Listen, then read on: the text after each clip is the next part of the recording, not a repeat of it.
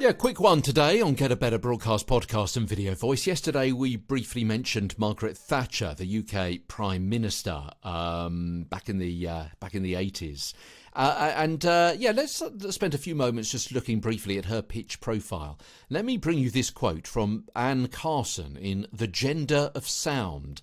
A link to this in our show notes. From tape recordings of speeches made before and after receiving tuition, a marked difference can be heard.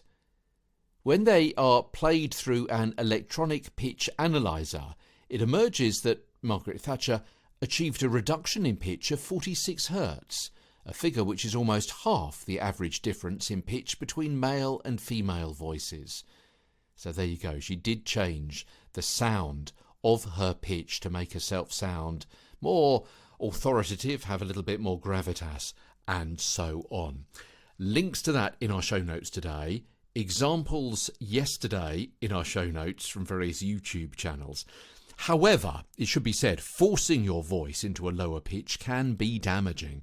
In the short term, it can be tiring. You're unnecessarily using muscles you don't need to. I mean, after all, your home pitch is the one that's easiest and most natural to use and maintain. And in the longer term, it can be damaging. Hoarseness could lead to ulcers or worse. Forcing your voice into a false pitch can almost literally cramp your style, as we'll find out tomorrow as Get a Better Broadcast Podcast and Video Voice continues. From London, I'm Peter Stewart.